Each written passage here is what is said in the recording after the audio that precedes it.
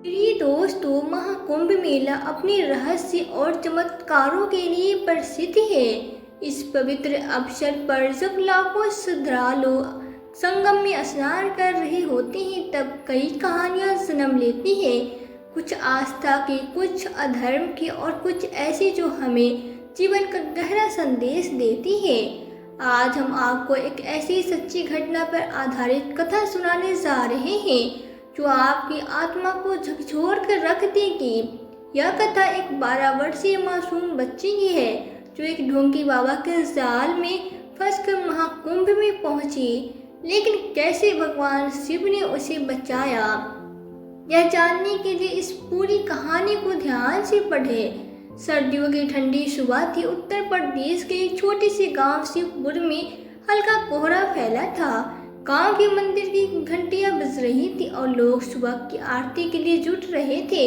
इसी गांव में सुनीता नाम की 12 साल की बच्ची अपने माता पिता के साथ रहती थी। वो बेहद चंचल और जिद्दी थी। उस दिन वो अपने पिता से जिद कर रही थी, पापा मुझे साइकिल चाहिए। मेरी सारी सहेलियों के पास साइकिल है, बस मेरे पास नहीं। उसके पिता राम स्वरूप, जो एक साधारण किसान थे, थके हारे घर लौटे थे।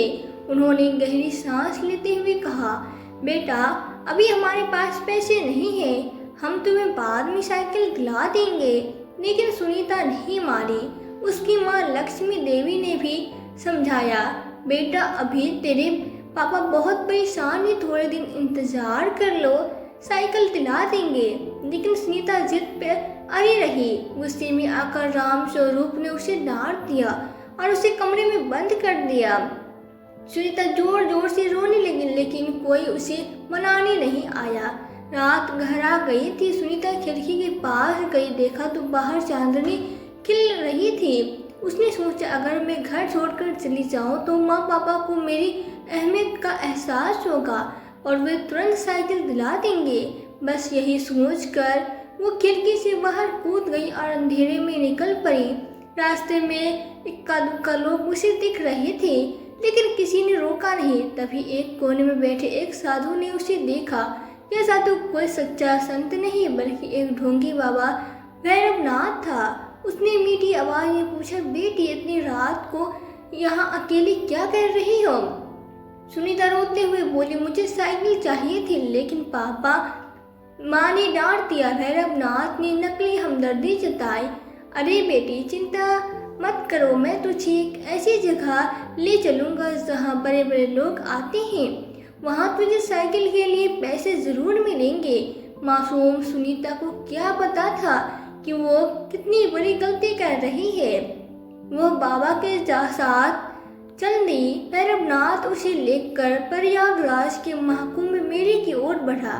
रात का समय था, ठंडी हवाएं चल रही थी, लेकिन सुनीता की आंखों में बस साइकिल का सपना था। कुछ घंटों के सफर के बाद सुनीता ने थक कर कहा, बाबा मुझे भूख लगी है। ढोंगे बाबा ने उसे एक दाने पर खाना दिया, लेकिन उसमें नशीला दवा मिला ली। जैसे सुनीता ने खाना खाया, उसकी आंखें भारी होने लगी। वो बेहोश हो गई। जब उसकी आंखें खुली तो उसने खुद को एक अंधेरे तंबू में पाया। महाकुंभ के पवित्र मेले में लाखों श्रद्धालु गंगा में डुबकी लगा रहे थे, लेकिन दूसरी ओर अधर्म का भी खेल चल रहा था।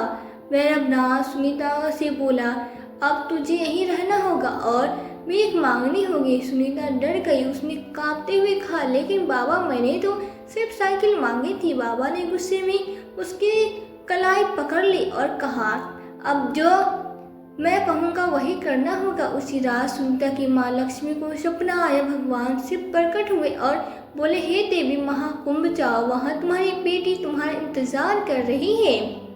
सुबह होते ही लक्ष्मी ने अपने पति को जगाया और कहा, राम स्वरूप मुझे भगवान शिव ने दर्शन दिए, हमारी बेटी महाकुंभ में है। उन्होंने तुरंत पुलिस को सूचना दी और प्रयागराज के लिए निकल पड़े। महाकुंभ में पुलिस और माता पिता सुनीता को ढूंढने लगे। स्पीकर में उसकी गुमशुदगी की घोषणा की जाने लगी। उधर सुनीता एक मंदिर के बाहर भीख मांग रही थी, जब एक बूढ़ा साधु आया। उनकी आंखों में एक दिव्य चमक थी। उन्होंने सुनीता से पूछा, बेटी तुम यहाँ क्या कर रही हो? सुनीता रोते हुए बोली, मुझे एक बाबा यहाँ लाया था। उसने कहा था कि मुझे साइकिल मिलेगा, लेकिन अब वो मुझसे ज़बरदस्ती भीख मंगवा रहा है। बूढ़े साधु ने मुस्कुराकर कहा, चलो तुम्हें तुम्हारे असली घर ले चलता हूँ। उन्होंने सुनीता का हाथ पकड़ा और चल पड़े। कुछ दूर जाते ही लक्ष्मी और रामस्वरूप ने अपनी बेटी को देख लिया। सुनीता लक्ष्मी दौड़कर अपनी बेटी से लिपट गई। सबकी आंखों में आंसू थे। जब उन्होंने साधु की ओर देखा तो वो वहाँ नहीं थे। लक्ष्मी समझ गई कि यह कोई साधारण साधु नहीं, इस पर भगवान शिव ने थे।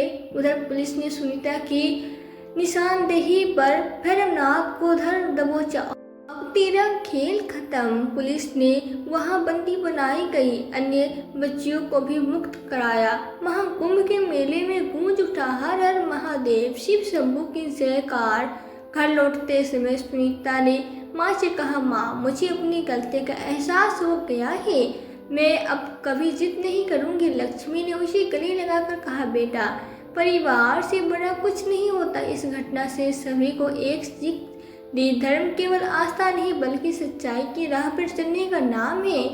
दोस्तों अपनी राय हमें कमेंट बॉक्स में लिखकर ज़रूर बताएं। कहानी को लोगों के साथ शेयर करें। यदि वीडियो अच्छी लगी हो तो वीडियो को लाइक और चैनल को सब्सक्राइब जरूर करें ताकि हमें थोड़ा सा हौसला मिले।